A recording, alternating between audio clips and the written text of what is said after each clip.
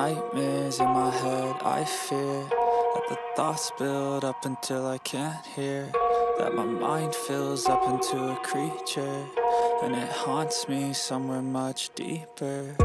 Anxiety, filling up every space, no privacy, and silently, it could build and build until you...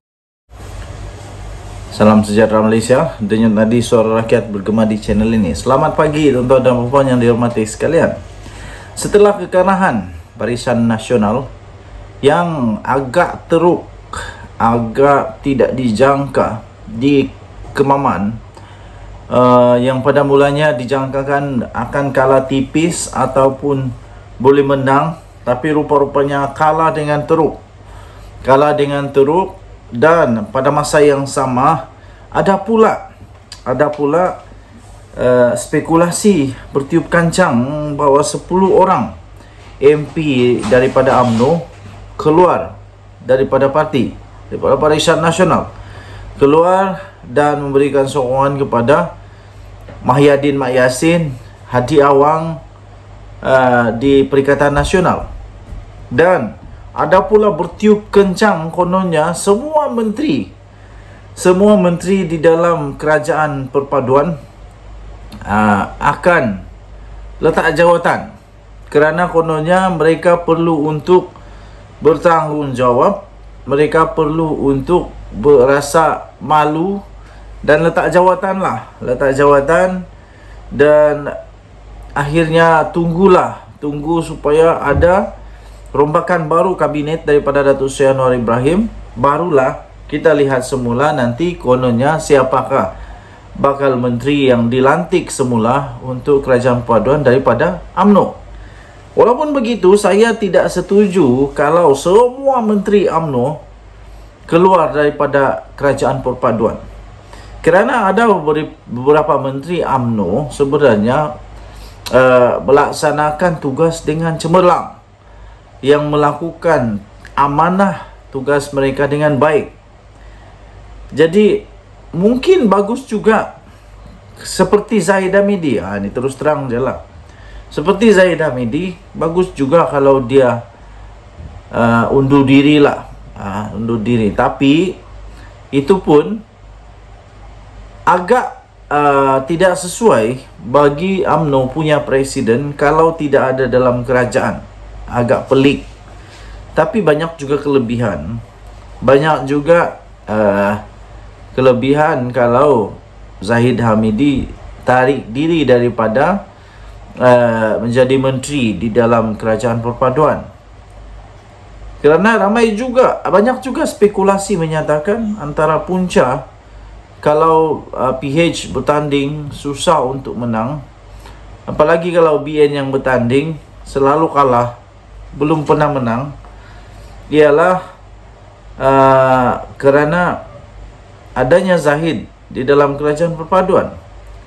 Mungkin ada kebenaran, tapi mungkin tidak benar juga, ya, mungkin tidak benar juga. Okey, jadi spekulasi yang menyatakan bahawa semua menteri dalam kerajaan perpaduan daripada UMNO keluar daripada kerajaan, bagi saya agak tidak berasas. Kerana kalau mereka mau keluar daripada kerajaan, apa yang mereka dapat? Apa manfaat yang mereka boleh dapat? Tidak ada apa-apa manfaat. Malah mereka akan menanggung kerugian yang teruk daripada keluar daripada kerajaan perpaduan ini. Sudahlah, mereka sudah tidak ada kekuatan. Kalau keluar lagilah parah.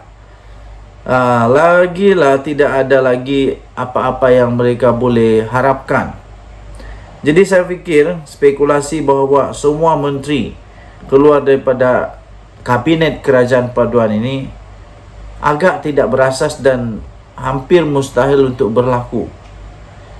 Dan saya fikir kalau ia pun 10 orang daripada UMNO mau keluar daripada UMNO dan beri sokongan kepada Perikatan Nasional, itu mungkin bukan daripada kalangan menteri-menteri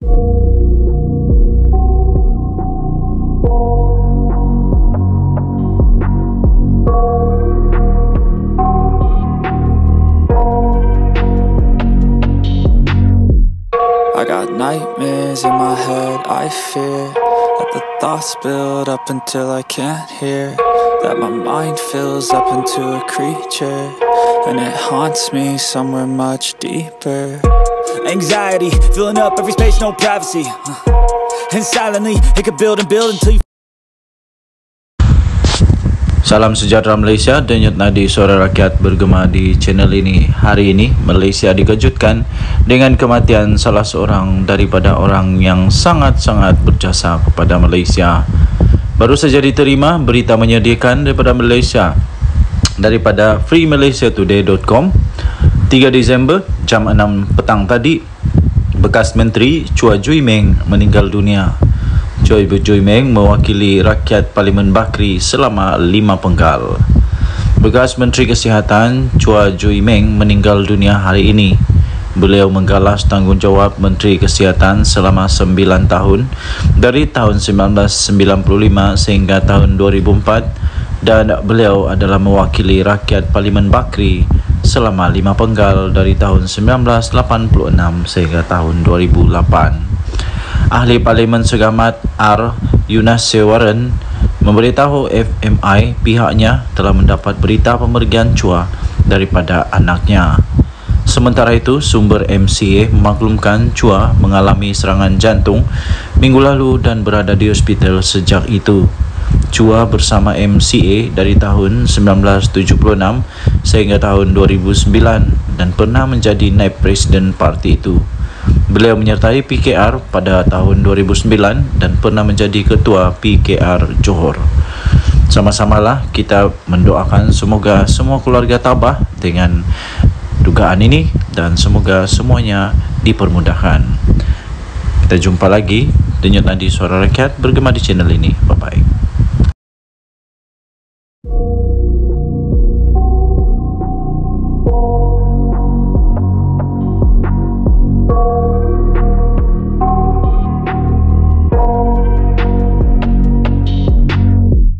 I got nightmares in my head, I fear that the thoughts build up until I can't hear, that my mind fills up into a creature, and it haunts me somewhere much deeper. Anxiety, filling up every space, no privacy, and silently, it could build and build until you... Salam sejahtera Malaysia. Baru tadi ada lagi ugutan kepada Perdana Menteri Datuk Seri Anwar Ibrahim. Kononnya rumah dia bakal tunggu je kena bom. Ini kawan saya kata, apalagi kawan saya pun naik darah. Meradang juga dia. Dia kata begini, orang-orang yang macam ni baguslah dibuang negara kah? Pihak polis bolehlah ini cadangan dari itu kawan, tapi agak tidak masuk akal, tapi mungkin boleh dibuat. Kalau keterlaluan sudah patut dibuat, saya pun tidak pastilah. Sila berikan komen kamu. Ada kawan cakap, bagus dia itu kasih siar dia punya muka, kasih bagi tahu seluruh Malaysia, ini orang ini orang yang mengugut Perdana Menteri. Lepas itu kawan cakap, kalau di Korea Utara tahu, nasib baik kita bukan Korea Utara. Syukurlah kita di negara Malaysia yang masih ada hak asasi manusia. Kalau di Korea Utara orang macam tu, apa yang dia jadi? Mungkin dia akan diseret di belakang lori di jalan raya tahu, diseret, diikat, diseret, dibiarkan sampai mati. Nasib baik kita bukan di Korea Utara. Syukurlah kita bukan di Korea Utara. Apapun, saya harap supaya pihak polis dapat mengambil tindakan sewajarnya, untuk orang ini menurut perlembagaan, lunas-lunas undang-undang kita, menurut semua undang-undang sedia ada. Ialah kita kena jaga hak mereka juga sebagai manusia, rakyat di Malaysia. Mereka belum bersalah selagi belum dibuktikan bersalah. Tapi perbuatan-perbuatan sebegini harus dihentikan, harus dihentikan segera. Ada juga kawan-kawan cakap buang negara sajalah, seperti yang awal cakap tadi, bukan senang-senang buang negara. Bukan senang-senang buang negara, tapi mungkin cukuplah untuk kasih dulu pengajaran, denda, kasih masuk penjara kah, kasih masuk jail kah. Lepas tu kalau dia penjawat awam, bagi dia pengajaran sikit, boleh kasih gugur lah dia daripada kerja kah, biar dia tahu. Sebab mengugut ini jenayah.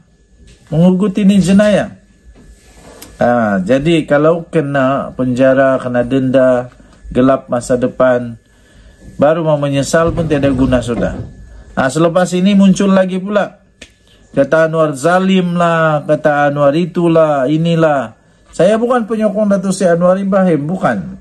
Saya tak pernah undi Anwar Ibrahim. Saya beritahu terus terang, saya tidak pernah undi Perdana Menteri Datuk Seri Anwar Ibrahim pada PRU kah, PRN kah, PRK kah, tidak pernah. Saya tidak pernah undi dia. Kenapa saya tidak pernah undi dia? Sebab dia tidak pernah bertanding di tempat kami. Jadi saya tidak pernah undi ya, saya tidak pernah undi dia. Tapi saya tetap tidak suka, saya tetap tidak sokong, dan saya tetap mengecam kepada tindakan-tindakan pelaku-pelaku begini nih. Oke, tinggalkan komen Anda. Harap-harap lepas ini jangan lagi ada orang-orang yang tidak cukup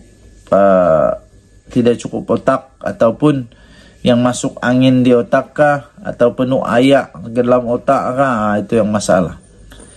Oke, kita biarkan Polis Diraja Malaysia untuk melaksanakan tugas mereka. Bye-bye. Salam sejahtera Malaysia. Denyut nadi suara rakyat bergema GTL channel ini. Pagi-pagi ini saya terkejut bila dapat berita daripada Harapan Daily menyatakan ada seorang lelaki yang saya fikir otak dia masuk angin ataupun masuk air, ataupun dia ini memang tak ada otak, atau apa istilah dia, otak udang kah, atau otak di lutut kah, saya pun tidak tahulah. Tapi menurut tangkap layar yang diterima, yang baru saya nampak di Harapan Daily ini, ada seorang lelaki nih, dia telah mengeluarkan kata-kata ugutan kepada Perdana Menteri Datuk Seri Anwar Ibrahim. Dia kata semua rakyat Malaysia dah benci dengan Anwar, nak tunggu kena bom lah dia punya rumah. Aduh, otak letak di mana ni? Letak di lutut kah, atau letak di mana? Pertama sekali, ayat dia pun sudah salah. Bukan semua rakyat di Malaysia benci dengan Anwar Ibrahim. Bukan semua rakyat di Malaysia benci dengan Hadi Awang. Bukan semua rakyat di Malaysia benci dengan Muhyiddin. Bukan semua rakyat di Malaysia benci Mahathir. Bukan semua rakyat Malaysia benci Zahid Hamidi. Bukan semua, bukan semua. Ada juga rakyat Malaysia yang masih lagi menghargai mereka. Dan kerana bukan semua, bukan majoriti ya, bukan majoriti.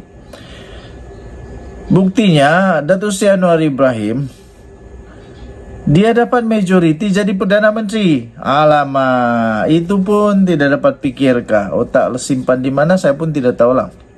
Seterusnya, paci-paci, maci-maci, nenek-nenek, atuk-atuk, datuk-datuk di rumah, di kampung, dimanapun Anda berada, sebelum buat apa-apa pikir dulu.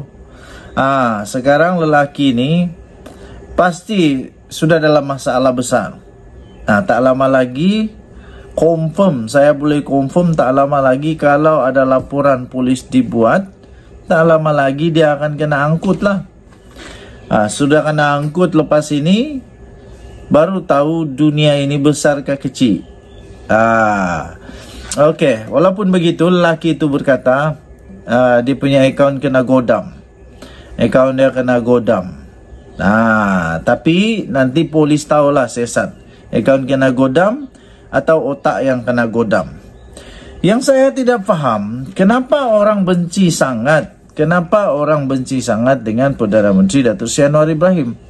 Lepas itu dalam kata-kata itu juga, dalam tulisan itu juga, bukan sahaja ada ugutan tentang bom rumah, tapi juga ada fitnah yang teruk di sana. Jadi ada dua kesalahan yang dibuat di situlah. Satu ugutan bom, kedua fitnah. Fitnah itu dia tulis di sana, dia kata seolah-olah Datuk Seri Anwar Ibrahim ini seolah-olah seorang penyokong kepada LGBT. Aduh. Dari mana kamu tahu benda ni? Nah, dari mana kamu tahu benda ni? Siapa yang ajar kamu buat fitnah ni? Setahu saya fitnah itu salah, berdosa dan tak baik. Bukan saja boleh dihukum di penjara, tapi juga akan kena hukum di akhirat nanti kerana memfitnah. Kawan saya kata memfitnah itu dosa dia, hukum dia, dia punya akibat dia itu jauh lebih teruk daripada membunuh. Jadi janganlah teruk betul. Kamu sudah rosakkan diri kamu sendiri. Okey, jadi kepada pihak polis, sila ambil tindakan segera. Jangan lagi cuba untuk beri muka kepada orang-orang yang begini. Kepada pihak polis, jangan lagi beri belas kasihan yang terlalu-lalu lah. Ini sudah melebih-lebih ni. Orang kata lemah. Ini dah lemah ni. Ini sudah melebih-lebih. Kerana tidak ada, mungkin kerana belum ada tindakan yang sangat tegas diambil kepada mereka. Jadi ini menyebabkan ramai orang lagi muncul sana sini yang berani untuk mengugut Perdana Menteri kita. Yang diugut ini Perdana Menteri, bukannya budak sekolah kah, bukannya pacik tepi jalan kah. Even budak sekolah kah, pacik tepi jalan kah, kalau diugut, orang pengugut itu patut juga ditangkap. Ini kan pula Perdana Menteri. Ini kan pula Perdana Menteri. Macam mana Perdana Menteri boleh diugut dengan mudah? Jadi kita harap pihak polis cepat-cepat siasat perkara ini, tangkap cepat-cepat orang yang mengugut ini. Okey, so tahniah diucapkan kepada pihak polis in advance kerana pasti akan menjalankan tugas dengan baik. Selamat berhujung minggu kepada semua rakyat Malaysia. Denyut nadi suara rakyat bergema di channel ini. Bye-bye.